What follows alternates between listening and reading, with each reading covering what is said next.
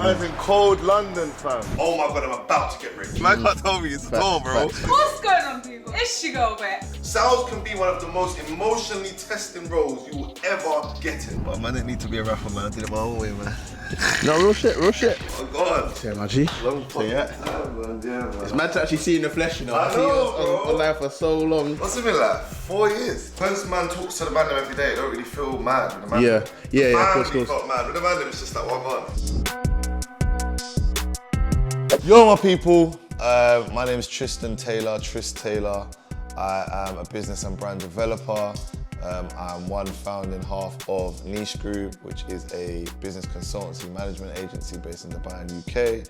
And I'm also a sales trainer as well. That's what I'm saying. Man could live in London and not see each other like No, of course. for 2 years, 3 years, you know what I'm saying? Yeah. Oh God, no superstar S. Yeah, you're the superstar, you know. Superstar S, let me get you on my thing as well, man. Joker. Alright, listen. Yeah. Ladies and gentlemen, man, this is one of my day ones when it turned superstar, man. Yeah, Joker. Rock Nation brunches and all these things, Come man. on. My brother. Today is the first day of the CutTheCrap lap. Yeah? CutTheCrap lap. The UK tour. I'm about to go to the first boot camp. So basically I've been doing this boot camp for the last 6 weeks. I've got 12 in the class. But today's the first time I'm meeting them face to face. And why it's even madder as well is because the people that are like coming and the people that it's only a small thing, but the people that are actually engaged with my content and stuff, a lot of it happened during lockdown. So I haven't actually been able to meet people. Do you know what I'm saying? So there's so many people that have been rocking with me, proper rocking with me, I ain't been able to meet. So yeah, bro, can't lie. Should be a vibe still. Day one, Croydon is where we're heading to. We've got the boot camp live workshop. We're gonna also be streaming live on social media as well as YouTube. And obviously doing it face to face. And then as of the rest of the week, you'll see how the rest of it goes. But that's for today. I'm in cold London, fam. So when do you land? 2 days ago. Okay. As soon as I landed, I just got the shock of my life, bro. I ain't been there 3 years, bro. Yeah. 3 years. Yeah. Can't lie, I felt like a little stretch. I've been in Dubai for the last 3 years. I moved there September 2020. The reason I went there was to work with, originally, was to work with a brand called Shishio, and also to just widen my network and play the game at a higher level, whatever game that was. The reason I felt I needed a new start was because I felt like I had been playing the game of business for a decade almost, and it was all around the same kind of thing. And I wanted to challenge myself, number one, for multiple reasons. I wanted to challenge myself, get out of my comfort zone in every aspect, personally, business-wise, emotionally, spiritually, everything. And then lockdown. Obviously, lockdown helped us to all reset. So as a result of that, it forced the hand. I'd always wanted to move abroad. It was always something I wanted to do, but lockdown was like, look, you can operate outside of these parameters that you knew. When I say CutTheCrap lap, just to explain that, so obviously CutTheCrap, the brand, kind of multiple things. So it's like the homecoming run, because obviously I haven't been in the UK. As I said, a lot of my following built in the last 3 years, so I haven't been able to interact, engage. I haven't been able to jump on no podcasts. It's now it's time we go outside, like spread it, like touch the people, like jump on other platforms, meet people that I've been connected with for like 2-3 years. So let's start. We're gonna be on the Wagwan podcast, which is like, you know that drink Wagwan? Yeah. On there, on the next platform with someone who's an in-houser. Then I'm going to go in Birmingham on 2 platforms there. Then I've got 2 in London. So like 8, and then tomorrow I'm actually, you might not necessarily be with me, but tomorrow I'm doing my own podcast with Cash. Cash-tastic. He's gonna be on mine. I've got something I'm mad gassed about, yeah, that people might not even necessarily know who this is when I say the name, yeah. But people like raps would know, but basically there's a guy called Daboh, you know that name? Is he in the music? Yeah. Yeah. He's the vice president of Atlantic Records, like he's big dog. I got him for the 6th. Yeah, I'm gassed on that one. So yeah, I got him on, I got Terrell Lewis on. Yeah man, we're just working, bro. Working, I can't lie, super active. So obviously I'm here now, but a few days I got here, yeah, and I was extremely anxious about coming back. Do you know what it reminds me of? I feel like Simba in Lion King. Like so much happened and he created so much in his head, he didn't even kill his dad, bro. But so much was created in his head from whispers and because that he started to believe he killed his dad. Do you know what I mean? And then coming back was so scary, so he just was with Timon and Pumbaa, man. I was with YK and Tyra, do you know what I mean? Like, so for me, it was just daunting to come back because I've created so many things in my head. Oh, he probably said this, she probably feels like that. Because you're on that pedestal, and also I'm aware that I've rubbed shoulders with the most known of known whilst being there. So I know that the eyes have gone, in the 3-year period, bro, I'd say the eyes have gone 100x. Because before that, I didn't even have a podcast. So it was just a little local following, 3,000 followers. Even though it's only 11,000 now, but where I've been seen is, do you get me? Like, so yes, it's been daunting. But I'm glad I ripped the plaster off and I'm here.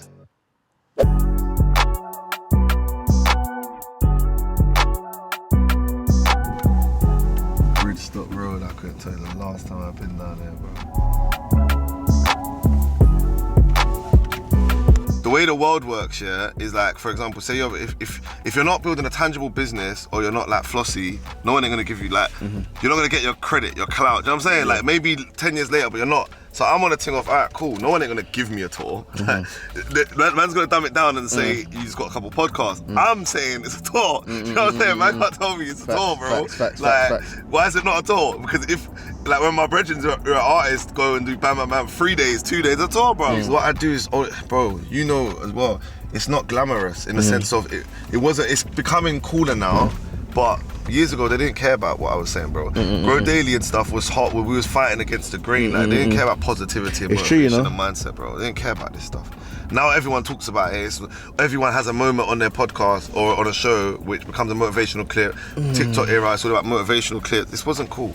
But I think as time's gone on, I think again, the lockdown and then moving abroad, and then the main thing was just coming offline and going back on and seeing living in Dubai, like it got to a point where people would like say stuff when I'd see them out and that. I'd be like, oh, I've been following for da-da-da-da. That's when I think when I first started realizing, right, this is actually a bit mad, this is impact. Dubai has treated me amazingly. Yeah, I would say Dubai has treated me amazingly. It exposes you to an unlimited level of wealth, which expands your mind massively. It makes you normalize a lot of things, but makes you also detach from things too, because it's just every day. Like, no one cares anymore. Like, it's not a big deal. It has treated me with a lot of love. There's a lot of love in Dubai, hella love in Dubai. Like, I've got a whole community, which I think was shown a lot on my birthday the other day, like of just love, and majority is real love.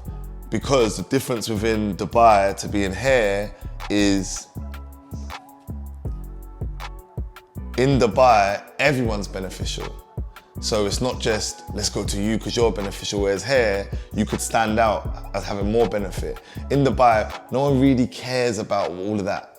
We're just here on a mission. I was gonna put myself through the pain. I didn't run from the pain. I faced it, like I really faced it. I lived in it. And I needed to do that for me to shed the skin and expand as a person. For me, coming back to the UK is actually escapism. Even though some of those issues were in the UK, but I'm running back from a stretch that I've made. I've chosen to jump and then I'm running back, I'm retreating. That for me doesn't feel good, it doesn't sit right with me. So why now was the right time is obviously number one, above everything, I had said to myself, milestone birthday, I was gonna be here for my dad's birthday regardless. I'd always said that. So that's the main thing. Then further than that, I started making money again. I built a business, like I started scaling back up and the trajectory started looking up. And another thing that a lot of people don't know that I haven't spoke about, I had fines. I had a fine of £10,000 to pay to leave Dubai. I've never spoke about that. The reason I racked up that fine is because I hadn't paid my visa. The reason I hadn't paid my visa because I didn't have the money. So I was kind of trapped in the country. I had to pay 10K to leave. Didn't have the 10K. Now's the right time because I have the 10K and I can pay the fine and leave and you get what I mean? And again, everything's just in the right place. Like my relationship, my family was in a better place. And my career was in a better place. Like I wanted to be able to utilize and come back because I realized that for the last 3 years, career's gone sky high. Like the brand's grown so much, but I haven't really reaped from it. So now's that time. In-house, basically the way it come about was my business partner Cam, who you'll meet, he he helped me start turning my social media into more of a business.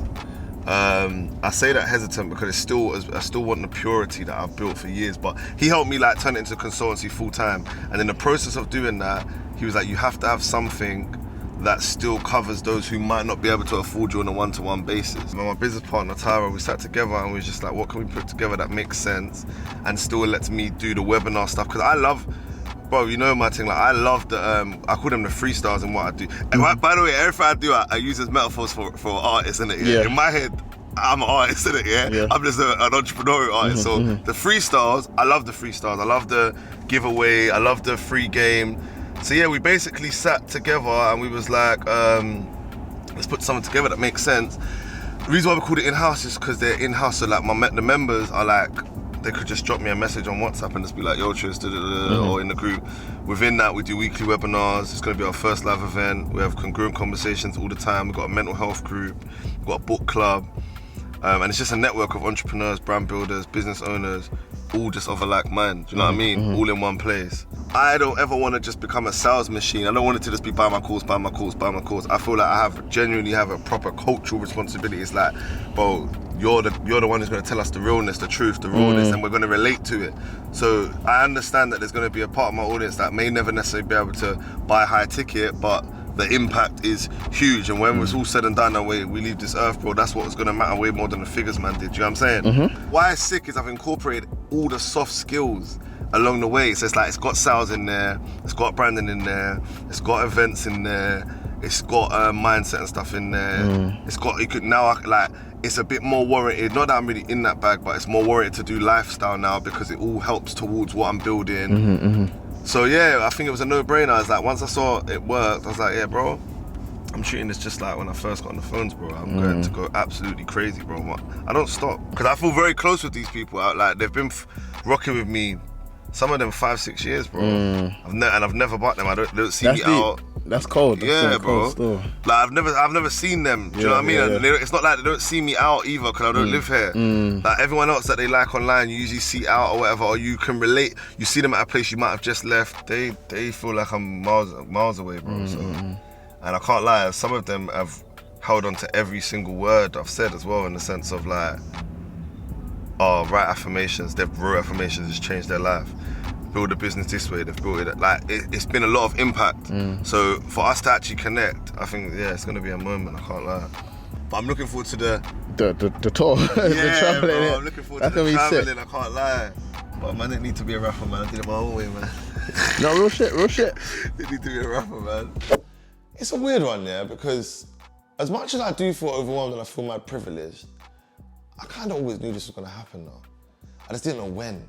Like, I knew I was gonna be traveling around the world. Like, it's like Cam said the other day to us, like, Cam said on camera with me and S, he said, no one could tell you you're not a superstar. Like, that's the type of energy I carry. You know me, like, I always make it like no one can tell me I'm not a superstar or a celebrity. Yeah, no one can. And so, there's the overwhelmed feel, but I think because I've built this following on realness, it doesn't feel anything, in the sense of like, I'm excited because we're on the way to go and train face to face, but this is just what I do. I'm with S has seen me in a sales environment. So I'm just doing what I used to do on the sales floors. Like, it's just what I do. I'm grateful mainly. I'd say it's more grateful. I'm grateful that I'm in the position now to do this. I'm grateful that as much as I knew this was gonna happen, it's happened. So now I'm hella grateful and will never not be, because I know how much I had to go through to get to this point. Oh, there. What, this weather is atrocious. This is ridiculous weather. How you not live there, man? Man, hey. We're documenting the whole week, Chloe. Is he gonna be your week? Yeah, this is my guy. Hello. Hello, hi guys. Yo, my people, yeah? What are you saying? I can't believe that we actually never met before. It's crazy. How are you? Are you okay? Yes, my brother. You good? Always early, innit? Yeah, man, always. Alright, we're just gonna set up. Give us that 10-15 minutes, yeah? I can't lie. Can you please go back at Clutch, innit? Oh yeah, thanks, Chloe. No problem. We've got all of this. Rotted. That's mad. It's so mad they're like real people. Oh, Chloe. Thank you for everything, man. Then it was so rushed. I was like, "Hi." Bro, imagine. So we've worked together for 2-3 years. We've seen each other twice. Yeah. So the reason why this whole week's gonna be exciting is all these people I've connected with that I really connected with as well, I've never met them. I know. And it's all because of lockdown. It's mad. I can't lie. I don't think I've realised the effects of it until now, man. Yo! How are you, man? Hey, How are you? Okay, you alright, yeah? Nice to see you. You alright? Who waiting on just one more person? Yeah, just Alex. Yes, my brother. How are you, bro, man? Thank you for coming down, bro. Nottingham. You came down from Nottingham today? No. Hey, guys. How's everyone? Alright, cool. So, guys, what we're going to go through today is going to be the inner game of sales. All right, so what makes me qualified to talk on sales? Listen, man, you want to get me started, man. I have been in sales since I was 18 years old. My first job in sales was advertising sales. And I got sacked from my first job because they said I wasn't good at sales. I then went on to get into the high ticket sales industry for investment broking, and I quickly became one of the top 3 in a company of about 20 people. And then built a massive amount of financial freedom for myself, all from sales. And then realized that as much as I was great at sales, I was even better at teaching it. And I was able to merge sales with the purpose of what I like, which is helping people. And then I was able to help so many of my friends make so much money.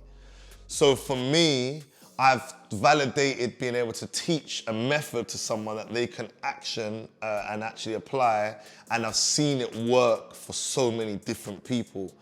So it got to the point where it's like, I'm not just, oh, he's the team leader, like come in and I can take you from there to there, and you've seen it yourself, like, and yeah, so I feel like, and on top of that, I'm obsessed with it. Like I'm different to a lot of my peers and colleagues. I beat the craft. I practiced it for years. It's just my life. So I got to the point where I'm like, yeah, man, I'm qualified to teach this. And like I said, I think getting back to selling again, because I'm selling again effectively, and being able to make good money again is just a massive testimony to the fact that it's like I said this when I spoke at Level Up Day the other day. I said like being able to talk about mindset the first time around was good because I changed my life, right? But being able to talk about it now is insane. Because I'm like, it worked again. Do you get what I'm saying? It's like you said to me the other day, like, bro, I don't know how you, like, it just worked again. So now it's like, this fucking works. That's why I'm qualified. What I focus a lot on is the subconscious side of things. Now, for you to actually be good subconsciously, there's an inner battle that you must master. It's happening right now amongst everyone in here. Like just meeting each other, shaking each other's hand, listening, engaging. This is just what happens for humans, right? But where it happens even heavier is when you start the process of a sale. Why? Because we become defensive. So as soon as you've asked for money, information, I'm calling for so-and-so, as soon as they hear that cheesy ass sales tone, straight away the resistance comes up. So straight away what you're facing is a psychological battle between them and you. When it comes to you going through a process of selling someone else, the first thing that you must be able to do subconsciously is allow them to feel that they are either mirroring their normal buying pattern, or if you are disrupting it, you are giving them something better. They will have patterns in their life that is stopping them from buying from you. That could be they don't feel safe, they don't trust in you, they feel that it's expensive based on their buying patterns. Yeah, I'll be honest, if I get on a phone call and there's someone who talks like I talk on a slang day, I'm out. That's not what I'm buying from in certain situations. Mastering the emotional state in pretty much anything you do, but definitely business, is one of the most important factors for you to last the test of time. Especially if you are gonna go through losses, especially if you are gonna go through downfalls, especially if you are gonna make wrong decisions, which you will at the beginning. There's nothing worse than, yes, bro, I got this guy, I think he's gonna pay tomorrow, like it's done, I've hit my goal, I'm ready to go, this, that, and the other. Oh, next day, they've changed their mind. How did it feel when you got that client the other day? Yeah, top of the world, right? And how would you have felt if the day after it didn't come through? Probably would have knocked you for 6 for the week, right? Yeah. Sales can be one of the most emotionally testing roles you will ever get in. Why? Because it involves so many emotions. One phone call could change your life. I've been on phone calls where I thought, oh my God, I'm about to get rich. This phone call. And then be like, no. Literally. Oh my God, it's a 20 bag week. No, it's not. It's actually a loss. Be happy, 100%, but don't attach everything to that. And that goes for goals, that goes for financial target. There's nothing worse, and I tell you from firsthand, than thinking that one day I'm gonna make $500,000, and when I do that, I'm just gonna be happy. Remember, as humans, we all have a different idea of what something is. What you might think is expensive or a lot or cold or warm or whatever it may be. We all have different perceptions.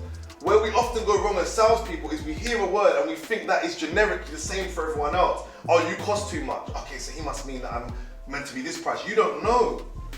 And what I might say costs too much and what he might say costs too much might be very different. So your job is to start that in a game. If you notice, guys, a lot of my sales style is that's why I don't like all this scripted, strict responses. It's based on the person. So your job is to break their patterns for them. I just want you to remember that. That's your job. Whenever you come across a hard client, a big objection, I want you to always remember, your job is to break their patterns. So you highlight the problem, but you show them you've got the solution. The reason why solutions are important is because the world is looking for solutions to everything. Businesses are based on problem solutions, simplify it all. Every business is based on a need and a why of a problem and solving it, yeah? So if you become a solution-based person, you become the provider, you become the producer rather than the consumer, which we all want to be on that side of the fence. That's where the money is, that's where financial freedom is, that's where success is, happiness, etc., etc. In sales, it's important because for you to sell someone, they must know that you are a person who's going to provide a solution. If you seem a little bit grey or foggy with it, you won't get them in alignment. In life, it's being positive. It's just always having a solution to things rather than focusing on the problem. The biggest thing I heard that changed the game for me in sales was you're speaking to their brain all the time, their subconscious mind all the time, not them. So, ironically, a big shout out to him, Leonard Sekionda. He's the founder of My Come Up. He's doing really well now with a platform that's for entrepreneurs as well. He taught me that. He's in 2012. He said, read 48 Laws of Power. He said, as soon as you realize that you're talking to their subconscious, you're playing a different game. So within my first year, I made 100K, I was 20. And then after that, I didn't see any less than about 250K from about 20 to 28. So every year, I think my biggest year was probably about 500 to 600K. I don't know the exact figure, but I'd say, yeah, about 500K. And then month-wise, biggest month, about 73K. Sales to me is life, man. Sales to me is life. To be able to master sales, I would say you have high-level communication. So like, if you've mastered sales, you can communicate in a way that is above your average human intellect, I would say. It's important for everything. Like, I'm always selling, but people don't realize it. I'm selling right now. I'm always selling. Any conversation I have with someone is selling. Don't get me wrong, there's a backfire of it because obviously there is this stigma that sales is bad and sales is evil and sales is scammy and sales is persuasion and it's forceful. But if people really cut the crap and realize everything sells. So it's like, whether you sit at home and choose to never sell, someone's selling. Like, you're even selling your kids. Do you know what I mean? But I think where people go wrong is they put sales in this big like thing. I think sales should be taught in schools. I think it's one of the best languages to understand. Has anyone ever done therapy there before, by the way? No? God damn, I need healing. When you go through some form of traumas, you usually don't accurately remember how it went. The story always changes a little bit. Always, because what the brain does is to protect us, it's repressing memories, yeah? So why that's very important for prospects is they have a story in their head already. So they will delete things that don't fit the story. So if you go in and you don't give them something that's empowering or that feeds them and works for you, then you're doomed. So you want to give them something that works for you, something that feeds them, something that supports their story. And whatever they end up deleting, you want it to be what you want them to delete. Now, it doesn't mean you missell and it doesn't mean you don't tell the truth. Very, very key. All right, does everyone get everything I went through today? All right, to throw everyone off then, give me the most impactful part of what I've said today. If you're not going to believe in yourself, how is your prospect? Right. Empower yourself in order to empower the prospect. Where flows goes, energy flows, and not letting another call. On the next one, Big, big one for you. yeah. Two things. One, certainty. The second one is real salt in the pain. Cam? It's a battle, you versus the prospect. That's how you say You right. would love that one, wouldn't you? Guys, that is all for today's session. Hope everyone took care. No problem, no problem. It's weird, man. It's weird because as I'm talking about, I know it seems like my energy's not there, yeah. But I think it's because I want this to be millions of people. So this is normal. Like it's normal. It's normal. I'm gassed mainly because I'm just doing what I love, bro. Like I'm doing what I love and it's helping people. I'm not like, oh my days, I've done a boot camp. Like, oh my days, like my thing is, I delivered really well. Like I delivered really well, as you can see in these clips. Like I was sharp, I was on point, I was just spitting. That's where I'm gassed. I'm like, yo, when I watch it back, I'm like, yo, he was on fire. Like you got into that bag. That's where I'm gassed. Because for me, as you know, it's an art for me. Like, and I think this comes from my love for music. That for me was, I was performing, bro. Like I was just performing. But yeah, like I think for me, I don't want to ever sound ungrateful. And I love everyone who turns up and turn up. I just want that to keep growing. I think when you come to me next and we've just done 5,000 people at the expo or something, yeah, which is in Dubai, then I'm gonna be like, bro, that was insane. My brother came down from nuts, you know. Like, to be fair, we haven't even been engaged for a long time. No. Jumped on the The thing podcast. is that a friend of mine has been watching your content for a while, and first impressions count as well. So when we jumped on the call, it's based on all of that. Yeah, It's facts. based on all of that. Yeah. Like I said, like, you know, what's it? People by people. People by people. Yeah, 100%. People by My people. brother, my brother. Photo Farson will do a video. I had a special picture with Bex, man. Bex been riding for me for years, This man. needs a video. No, give them what's your Yo-Man people then? What's your one again? She's got her own version, go on. Yo, it's... Why are you going shy? What is it? What's going on, people? It's your girl, Bex. Back, Yo-Man people there! Laura's another original as well. Should we get autographs signed? Do you know what I mean? Too much. Shut up. Alright, no, film this one actually. I've got an idea. Go on, film this one. Film it. Yeah. Tell them how your life changed since you got in since you got in the It's workshop. got worse, innit? It's got worse. So wait a sec. So when we first started, you was training with someone else who won't say their name. Yeah, no. For how long? 6 months. How many deals did you close again? None. Nothing. Okay, and then you started on the workshop for how long? I don't know how long it's been now, what? Like a couple of years. About four modules, and you closed the deal? Yeah, one deal done. Yeah. Sick. Come, let's get a picture. Though. Come on, Cam. I know you want one, mate.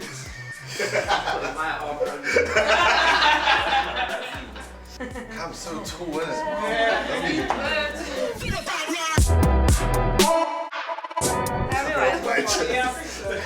Cam, you can't stand next to me. Cam, thank you everyone for coming as well. Appreciate you all, man. No problem, man. Hopefully we see you all next week Sunday as well. Yeah. This is what I'm saying though, like, honestly, like speaking truthfully, my vision is just to go, do you know what I mean? Really trying, but also like keeping my integrity. Yeah. Same. Same. The conversation we had the other day, like if I'm not feeling it, if it's not aligned with me. Your energy was very to different keep in that it session as moving. well. I was going to mention it today, I forgot to actually mention it in the session. Like, your energy was very different that session, and which made me know that the type of person you are is like myself, where you wear your heart on your sleeve, you can tell if the energy weren't right. So I could tell that you just weren't yourself that session, do you know what I mean? So I knew you was going to end up making the decision to leave that company, and I think it's for the best for you because your energy is different today, do you know what I mean? Facts. I'm happy, do you know what I mean, where I am because I made the right decision, but it's about what's next, do you know what I mean? I'm the type of person, I'm always on go. People are like, oh, slow down, you're doing too much. It's like, well, that's me. That's the way I am, do you know what I mean? So right now it's like, how can I just, I've got so much fire, I'm like, I want to put this towards something, do you know what I'm saying? And channel it, so Obviously, I was talking to you about the new placements and things like that, so I'm just kind of. Oh yeah, also as well, Cam, we're gonna bring Laura into niche group, yeah, for the deal, because obviously. Because obviously she's in sales already, and the company she's at, she's weren't really feeling, so she's just left that company. Yeah. And she's definitely got a better ability than some of the people in that group anyway. Do you know what I mean? So yeah, we'll add you. Let me add you into there now, and then we'll do the rest of it. So what's actually happening next week? Have you Well- actually got people, or are you just? What to talk? Yeah, I got Flumsy's gonna come talk. Christina who runs Vamp. Do you remember Vamp? Oh yeah. She's gonna come talk. Obviously, I'm gonna talk. Cam's gonna talk. So that's 4. And then Lungi, I'm gonna get her to talk. That's 5. That's enough anyway. That's more than enough. I'll give you the actual timings, but we'll probably start off with the vision of in-house. Me and Cam talking at the vision of in-house. I want to really push why we're here, what this is about, where we're gonna take this. I think firstly, it's a nice place. It's free. Yeah, you can have a better time where people are just. You get what you can have mingle amongst people, meet other people, have a few speakers. They're going to be in the same room as Alfie's going to come. Flumsy, these are people that they all look up to and stuff. Yeah. Obviously we'll speak. We'll do that kind of. I think maybe I might just get like a minimal speaker just for background music. I don't want it to be like DJ. I want something to break the ice amongst the people. I can do the energy transfer thing, but I want something where they got to talk to each other. You know what I mean? Like, maybe what I might do is even stand up and introduce yourself to them. I'm on breaking all awkwardness. ASAP, do you know what I'm saying? So people leave like enjoying it. I want people to enjoy it, bro. Once we start doing the podcast, I feel like we just market the hoodies through the podcast. You know? Just wear them all the time. Yeah, just start wanting them. If this picture you had the hoodie on, we would have looked so cold. Yeah. Like, no, there's a video, like, see that? That would have looked so cold, bro. Isn't it? It would have still.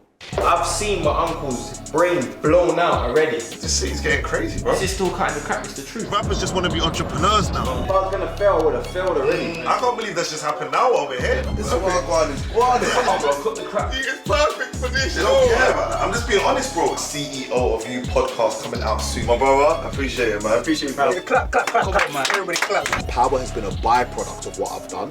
I'm not trying to get views. Well, celeb friend fires me up, man. Most of us want everything now. We're not here to build. We're getting it. Guilty. You're focusing on the wrong thing, bro. I will just study it religiously. And that's why I'll be better than you. We're back on camera.